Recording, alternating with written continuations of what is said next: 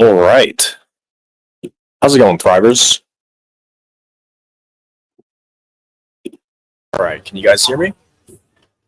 How's the audio on this? Test, test, test. 1, 2, 3. How are we doing, guys? How are we doing? Hey, Jess. How's it going? Let's see in the comments who or who's on here. Where are you guys from? Put your country in the comments below. Let's see where you guys are from. Got a handful of people on here. I thought I'd just pop on here before tomorrow's virtual event. Very exciting stuff we're going to be sharing with you guys, but we'll wait for a few more people to trickle on here. But let us know where you're from. Hey, Jess. Hey, Donna. Hey, Wendy. Okay, we got Texas, USA in the house. Donna, you're from USA as well. Welcome. Let's see who's on here. So we're live across a few different platforms right now. We got Instagram, Facebook, we have YouTube as well. All right. Who else is on here? Just comment down below where you're from. Let's see. Just wanted to hop on here and do a quick question and answer session for some recovery questions and also share this exciting stuff we're going to be launching tomorrow. This is a new nervous system health assessment that we've been developing. Cool. So Wendy, welcome from Germany. We have Navtones from Southern California. Hello, hello. We have Germany in the house. We have Texas. Awesome. Jess just finished my book. Yes, I try to make it as simple as possible because I know most people reading it have brain fog. I could barely read a page when I was sick.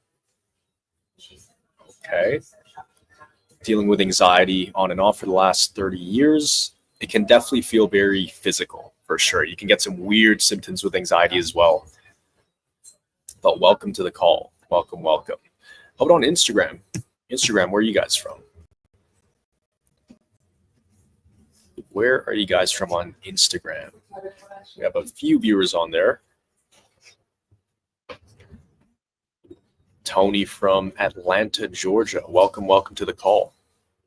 Alrighty, well, let's jump into it.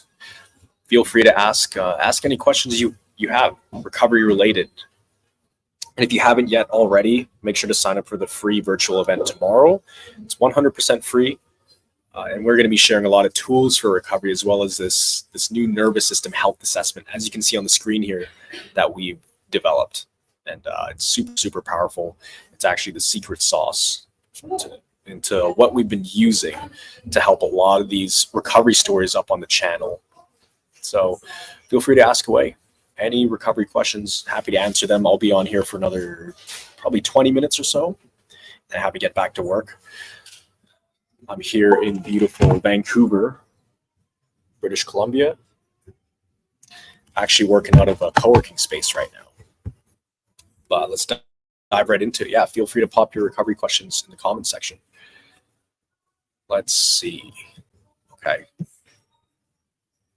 Here's a good question. How long should I wait before increasing activity during an how long should I wait before increasing activity during an adjustment period? Should I wait until I'm fully refreshed? I usually walk 10,000 steps when I feel good, but I feel fatigued the next day. So for that, I can give you general advice because I don't know your full situation. I don't know exactly your symptoms and how long you've had this for, but yeah, it's definitely a long question. I need the questions to be like, well, 1 or 2 sentences max, but you don't need to wait until you're fully refreshed in order to get back into activity again. It's pretty rare that you feel 0 symptoms in recovery. You'll always feel something. You'll feel fatigue, some kind of remnants of symptoms, and that's totally fine as long as they're at a manageable level. So if they're like a 2 or 3 out of 10, you'll be okay continuing with activity and even increasing activity. Because if you wait, for a lot of people, if they wait until there's 0 symptoms, then they're almost never going to be able to increase activity because it's very rare that the symptoms just aren't there. So I would say if the symptoms come down to about 3 or 4 out of 10, you're pretty safe to continue with the activity or increasing activity actually. So don't wait for the symptoms to completely be gone for you to pick up the activity again. All right, here's a good question. Dr. Berg recently stated that 50,000 IUs of vitamin D daily would cure chronic fatigue syndrome caused by viruses. Any take on that? I mean, personally, I haven't seen any long-term success with supplements or even medications, so I would say no, but I personally haven't tried it.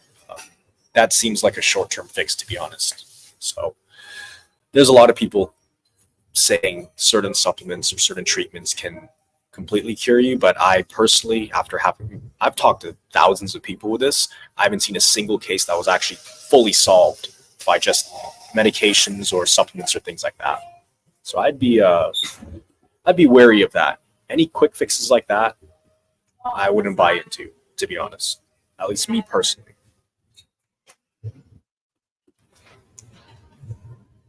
All right. What else? What other questions you guys got?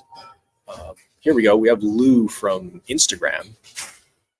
Lou says, what to do if you get very bad muscle pain from working at the computer after 1 hour?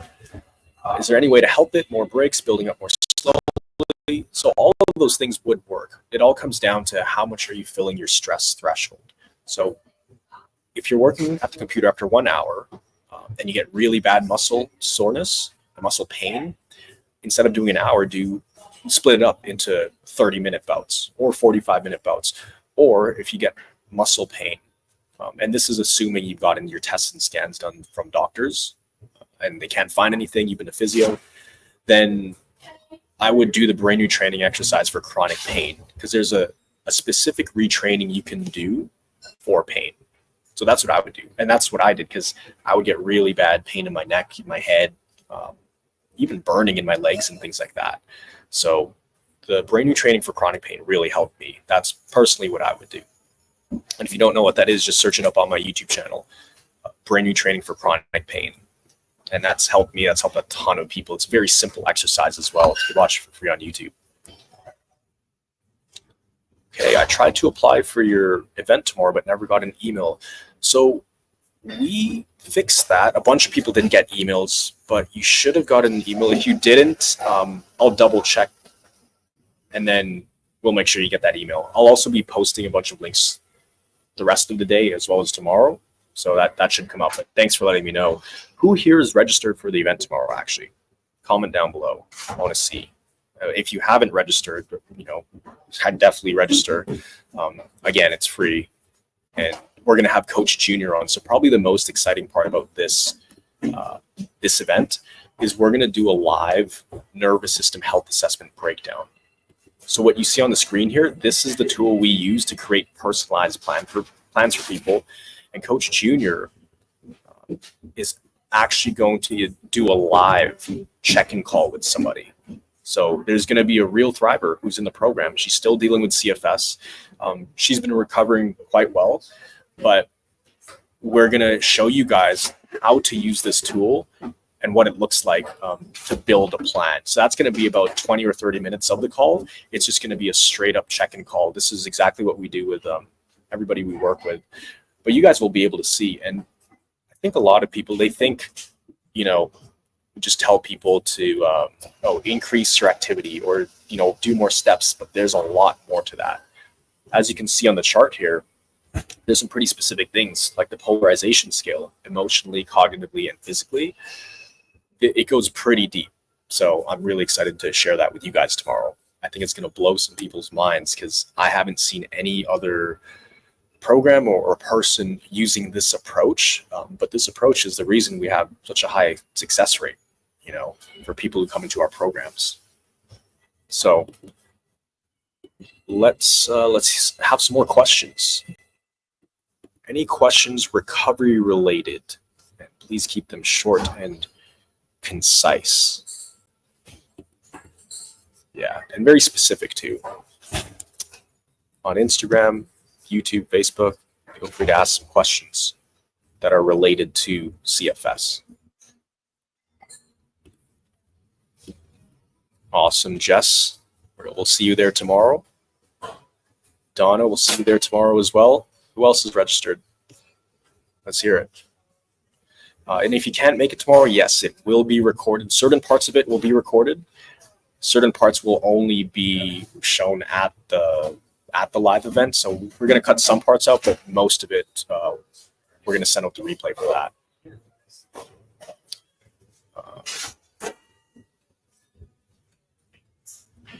Here we go. Miguel, is it normal to end up housebound again after almost doing 8,000 steps daily? Not normal. Like if you're recovering in the most efficient way possible, that shouldn't be the case. However, it is common. So, if that's the case, then you definitely overdid it. You probably did more than your nervous system could have handled. So it sounds like you had 2 steps forward in recovery, then 3 steps back. But, again, it's common.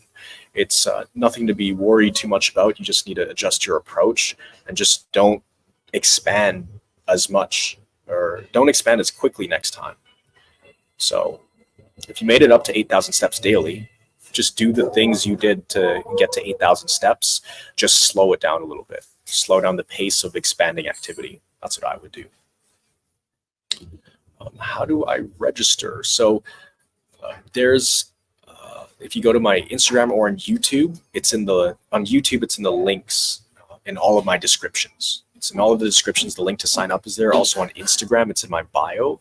Also, we sent out an email to everybody, but I'll also post it.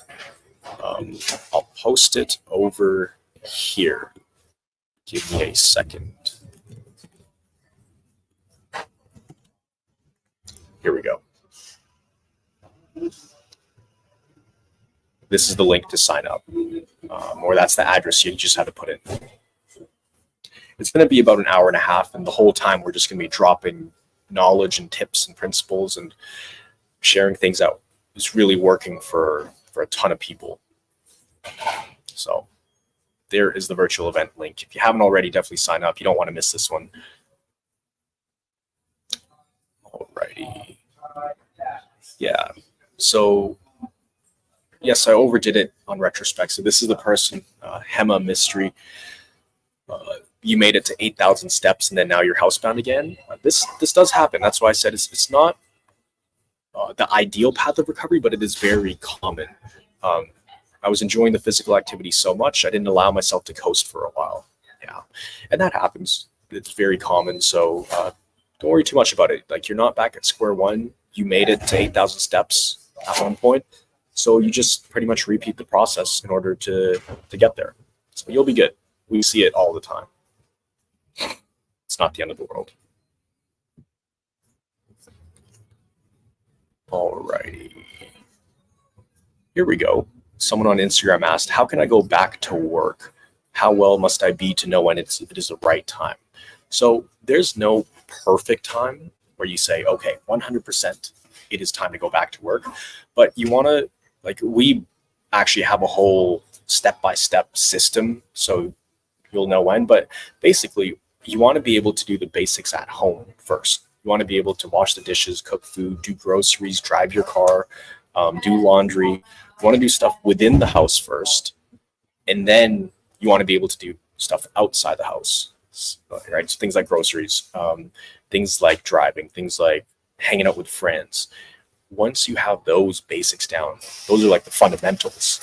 Once you have those down, then it's pretty safe to commit to something like a job. So the only reason you want to have the basics down first is because when you work a job, you are committing a certain time slot of your day, right? And work can be unpredictable. So you want to have capacity in the tank to be able to handle any curveballs that work throws your way, especially like if you're in an adjustment period and you have to go into work, that can be pretty tough. So you want to be able to function while you're in an adjustment period as well. So yeah, definitely something to consider before committing to work.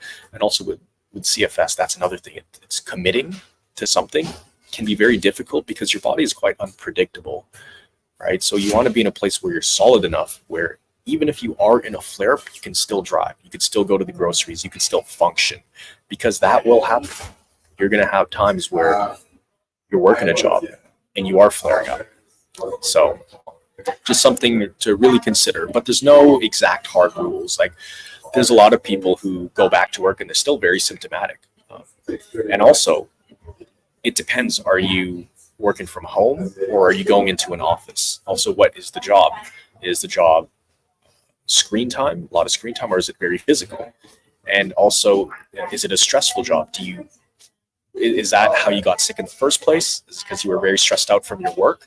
If that's the case, you don't want to go back to the same job. So there's quite a handful of factors, but we have a system for that actually. If you check out Recovery School, and we'll share more about this tomorrow at the virtual event, but we have a step-by-step system on how to actually go back to work once you're recovering from CFS. But it's actually, it's quite simple. You know, all the principles kind of tie in together because by the time you're a lot more functional, you'll be able to read your body pretty well. So, you know, you're able to tune in and see where you're at in terms of your threshold and how much capacity you have for that day and that week. So yeah, great question. Great question. It all comes down to the stress threshold. You don't want to max it out, essentially. You want to leave room in the tank, which is a mistake a lot of people make. You know, they'll get some energy or feel good one day or for a week, and then they'll just go crazy with it. It's almost like winning a hand in blackjack. You feel like this dopamine hit of this energy. Or in a casino, you get all this cash, all these poker chips, and then you go all in. And then you end up blowing your account. It's kind of like with CFS. You end up overdoing it and completely blowing your whole supply of energy, essentially. Okay, here's a good question. And I do want to address this because this is actually a mistake I see a lot of people make. Not to pick on you, Oddbot, but do not fall into this trap. Trust me, I've never seen this work long term. I've only seen it make people worse, but do not manage your activity levels. And I know some people are saying, oh, that's irresponsible. How do you know if you're going to overdo it? Well, if you monitor your activity levels, like your steps, you know, all of those things, your heart rate especially, do not monitor your heart rate. Of course, this is assuming that you've gotten your tests and scans done and they've ruled out that your heart is okay. If you try to keep your heart rate under a certain limit, I guarantee you it's going to be naturally higher than if you just didn't look at your heart rate monitor. And you can probably relate to this if you have a heart rate monitor. You'll go walk around a little bit or stand up, then you'll sit down, you'll check your heart rate to make sure it's not over that limit. And then you're going to see your heart rate increase because you have a hypersensitive nervous system issue. Like you're just going to naturally have a higher heart rate than a normal person. And then when you see that number going up, you're going to start to feel anxious. Then you're going to start to think, oh, shoot, I shouldn't have walked that much or shouldn't have stood up that long. And then the heart rate is going to go higher and higher and higher. And it's going to be a downward spiral to the point where you might have a panic attack and your heart rate's now at 150 sitting down. So the reason I know this is because I monitored my heart rate for a long time. I wore a Fitbit everywhere I went, and I would check it hundreds of times a day, and it just drove me insane. So one of the protocols we have with every single person we work with, unless instructed by a doctor because they have a severe heart issue or a real heart issue that's showing up on tests, we tell them take off the heart rate monitor, take off any trackers that you're wearing, because that is just a device that is there for reassurance, really. But it actually does the opposite. It makes you more anxious. So yeah, I would get rid of it. And actually, when people get rid of it, they are able to expand way more. Because it's not about controlling your symptoms, it's about controlling your response to the symptoms. The symptoms will be pretty random. You can't control what comes up or how intense they are, but you can control how you respond to them, right? Do you panic and freak out, or do you remind yourself, hey, this is actually just a part of a hypersensitive nervous system. It's okay. The symptoms are going to go away. They're always temporary, always temporary. But yeah, I hope that helps. And I totally understand. It's like you want to be doing the best for your recovery, right? So it's good intentions behind the heart rate monitor. You want to keep it within under a certain limit, but it actually does the opposite. And some people how to find out the hard way after years of doing that. But I'll tell you right now, it's gonna make things worse. We've never seen it make people better. And people actually get better as soon as they get rid of the heart rate and the steps trackers and things like that. So, yeah, we have a question here. Does your program work for vaccine injuries? Yeah, we have a handful of vaccine injuries, actually. I hope I don't get taken down. Social media doesn't like people talking about these vax injuries, but yeah, we do have a handful of these people who got CFS triggered by the vaccine. Now, not everybody gets triggered by it. Some people just have bad reactions with it, and then it triggers their nervous system, and now they can't. Their nervous system doesn't have the ability to self-regulate, and now they have all the symptoms of CFS. So, all CFS is, it's really a hypersensitive nervous system. So, whether the cause is a virus or severe burnout or trauma or a vaccine, it ends up being the same thing. It just really rattles your nervous system to the point where it can't bring itself back to normal. So that's where you have to go in there using tools like what I share on my YouTube channel. You have to use those tools to manually regulate your nervous system. And then once you bring it back to normal, then it will self-regulate again. So it's not something you have to manage for the rest of your life. Right? So that's a total lie that Google says, and doctors say that you can't recover from this and you have to manage it for the rest of your life. Complete lie. I'll just tell you right now, because we have doctors in the program who completely recover. They didn't even think they could recover, right? And we're actually in talks or planning to present this to a few clinics right now and doctors who are very interested in this approach because they've never seen it before. And I'm not saying we're the smartest, the CFS recovery team is the smartest people in the world, the smartest team in the world. But when it comes to CFS and this kind of issue, I would argue that we are the most hands-on group of people working with this population day in and day out, because we have about 100 calls every week with these people. We're talking to hundreds of people with this. So we're seeing patterns that the doctors don't really see. We're testing different things. And that's how we came up with this nervous system health assessment, because we saw patterns in recoveries. So you can actually do certain things based on your symptoms, based on your activity levels, your history, your roadblocks, even medication that you're on, depending on what your goals are. There's so many factors that you could take all of that and turn it into like a formula.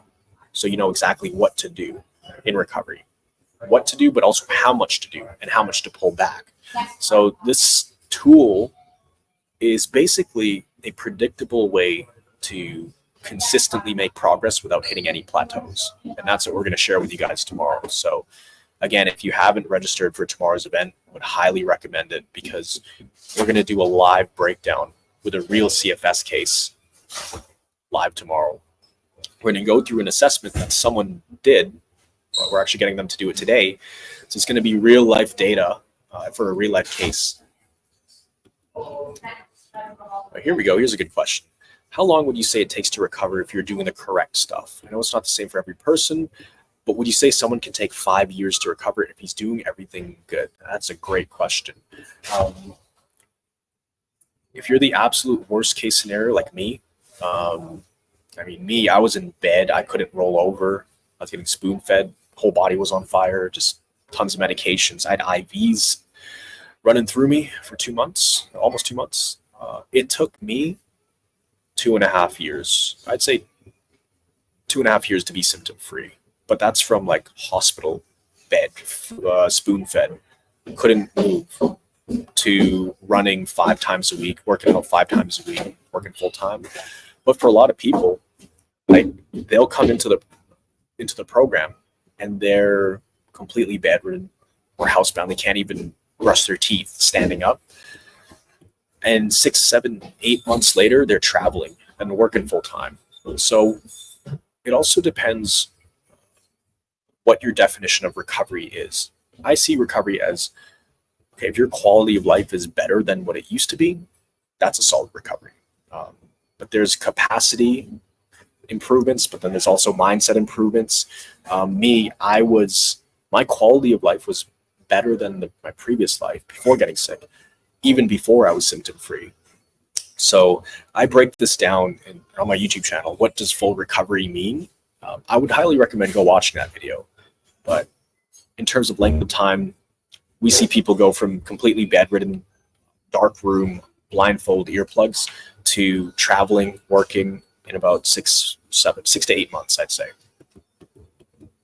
So it's a lot faster than what most people think. It's not going to take multiple years, that's for sure. Like the maximum amount of time it should take is like 2.5 years for absolutely zero symptoms, like zero symptoms. But for me, I was traveling 3 months after implementing the stuff. I went from hospital bed, spoon-fed, really sick, couldn't move, to traveling. I was on a plane by myself in another country 3 months later. Still had symptoms, but my quality of life was great. Here we go. Paula Kennedy. What about reacting to every food, smell, med, supplement, bedridden, etc.? Nothing is safe for 2 years now.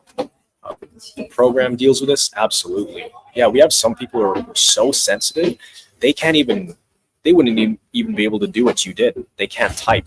They can't even look at the screen, right? Their family has to be on the screen for them. Their family has to communicate with them.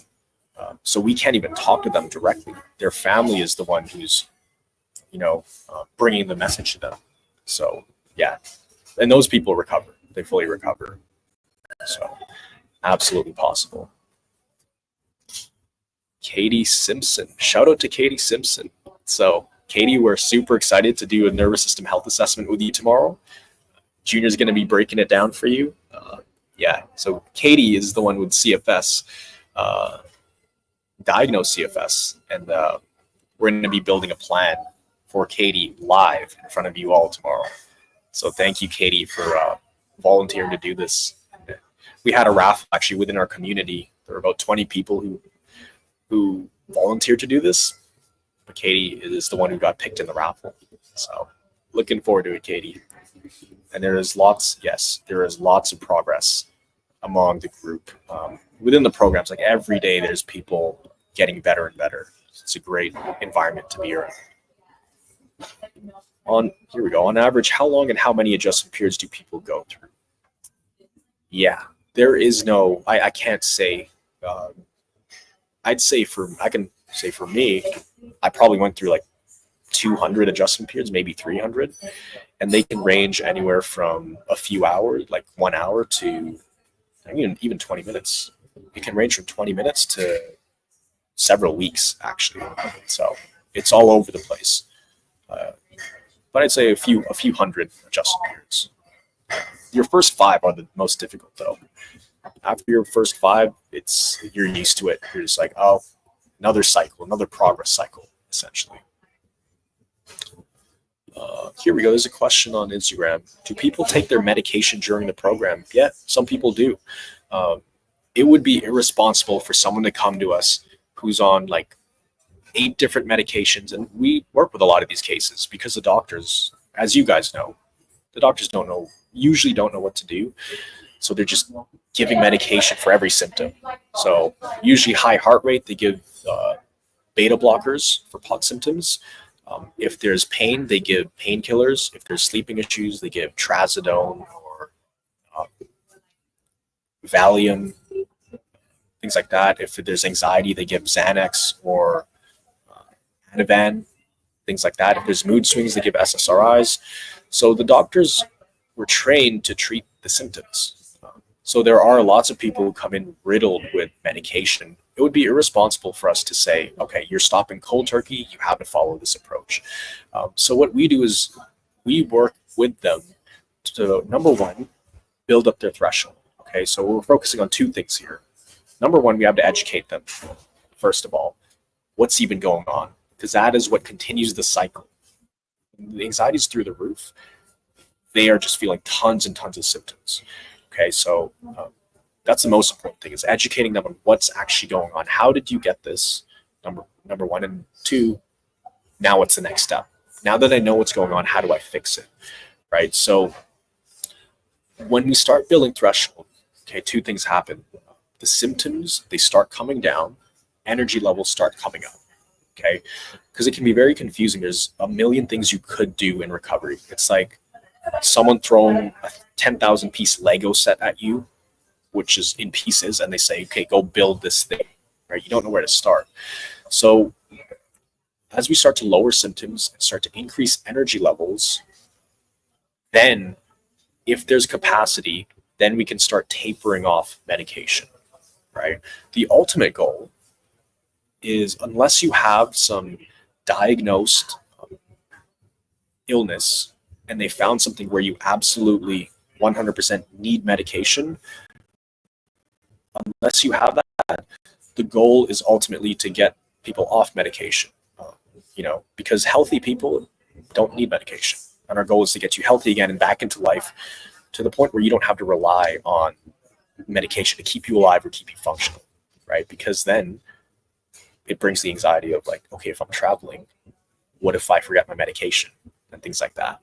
So the goal is to get people off medication if possible, and most people are able to completely get off it. Like, we've had scenarios where someone's on 18 different medications and now they're on 2 medications, and it's over the counter for allergies and things like that. So absolutely, the goal is to get people off medication, but there's a step-by-step process for that. We have to do it very strategically, and that's one of our specialties too. It's where we come in, because we've seen this so many times, and we're only going to start tapering off if it's safe to do so, and we can continue to make progress and still be sustainable with the momentum that we have. But that's a great question. So yes, they do take medication in the program. Here we go. Simple question. Is coffee a no-no? I would say, unless you're fully functional and you're able to pretty much walk as long as you want and you're nearly symptom-free, I would stay away from coffee, because coffee is essentially fake energy. And the last thing you need right now is to force your body to have more energy. You don't want to force anything right now. So I'd stay away from it. I only started drinking coffee when I was able to work out very intensely. So that's just me personally. We've seen people start introducing coffee even when they're not fully recovered. So yeah, just something to think about. But I personally would leave it to the very last part of recovery. Here we go. Where do we sign up for tomorrow's live virtual event? Put it here. This is where you're going to sign up. So punch that in. You can also see it in my Instagram bio, as well as in the descriptions on the YouTube channel. You'll see them there. So again, if you guys missed what I shared earlier, tomorrow we're going to be showing you guys this tool we've developed. We've been working on this for 1.5 years. And this tool, our team every single week spends hours developing this tool, talking about it, discussing the different case studies we work with on a daily basis. And we put in a few hundred hours, probably 300 hours into this tool. And this is based on real recoveries. So I'm going to show you what it is, how it works. But most importantly, we're going to take you through a live example of somebody who did this and then what the plan looks like after that. Because a tool is only as powerful as it's only powerful to the degree that you use the tool. Right? So we can have all this data here, but the next question is, okay, what do we do with it? So we're going to show you guys what to do with this tool. It's going to show you how you can create a personalized plan and use this to your advantage, really. So that way there's no guesswork in recovery. Here we go. Lisa Todd. This program has helped my son so much. After 6 years of trying everything, this program really helps. Oh, hey, Lisa. How are you doing? We were actually talking about your son, Carson, yesterday, how he is absolutely crushing it. So it's great to see you on here, Lisa. I remember when I first talked to you, your husband, and Carson. We were just talking about his recovery. Yeah, but he is crushing it. He's absolutely crushing it. So nice to see Lisa on here. Carson is killing it. All righty. Let's take one more question, then I got to wrap up and get back to work here. Again, if you haven't already, go sign up for the virtual event. We have about 350 people registered so far. It's going to be a great event. Okay. Who else? Who else? Let's do one more question here. Oh, here we go. We got a good one, but this is from YouTube, so I can't highlight it. Yeah, no problem, Lisa. You should be very proud of your son. He's very coachable and a pleasure to work with. So speaking of that, there is a question from somebody on Instagram. So I'm actually going to highlight it. This is Chris from Instagram. Okay. And he asks, what are the commonalities in people who do not recover or who are not successful in your program? So I think number one, we're actually very careful of who we let into the program, because we only want to bring people on board who are like perfect fits or the right fits, right? Because we don't want to waste anybody's time. We're not going to bring somebody in if we don't think they're a perfect fit. And a perfect fit means they don't have any other health issues. They don't have any incurable diseases other than CFS, because CFS is apparently incurable, but we can fix it. So we have to rule out any other health issues they have, number one. Number two, we have to make sure that they're willing to participate in the program, right? So as long as they come to at least 2 group coaching calls a week, and they come to their one-on-one calls, and they go through at least half the video modules in the program, and the videos in the program are very short and condensed. If they're following at least half of what we tell them to do, they're going to recover. So right now we have about a 95% success rate in our Platinum program, right? And what does success rate mean? What's the definition of that? So if somebody is able to go travel, go drive, go hang out with their friends, go eat, and slowly go back to work, we consider that a success, right? And that's really just the starting point. But people are able to do that typically within 6 months, no matter where they start. Even if you're bedridden, you should be able to go and at least fly to a different city or drive or do all of these things. With our current process we have now, people recover a lot faster than a year ago or even 2 years ago, because we have tools like this nervous system health assessment. So the people who are coachable, of course, as long as they're participating and they're coming to the group coaching calls, at least 2 of them a week, they do great. Now, the people who are not successful, it's a very low number. It's less than 5%, but it's the people who come in because they need help, and then they look at the video modules and they come to the coaching calls, and then they're questioning everything we do. And they're saying, well, I don't want to do it like this because I read somewhere that this doesn't work. Things like that. And then that makes us as coaches go, well, why do you enroll in the program if you're not going to try it or implement it? So those are the people who don't do great. But again, it's such a small percentage. We don't really deal with that. It's very rare to deal with that. Yeah. Like inside the community, everybody's very positive and they're following the roadmap, right? So that's what I would say. The people who do well, they hop on board and follow the system. It's a very simple system. And they plug in to the calls. The people who don't do well do not follow the system at all. They actually they do the opposite, it seems like, and they don't plug in. They don't come to the calls, and they don't follow their plans, essentially. And the plans we create for people, they're very, very simple. And you guys are going to see it tomorrow, the way we break down a plan. So that's why I would say,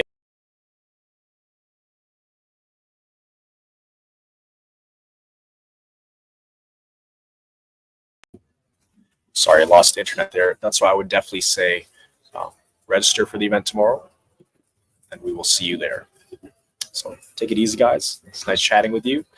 Let's get you all to thriving health. All right. Make sure you register for tomorrow. It's going to be a great event. See you there.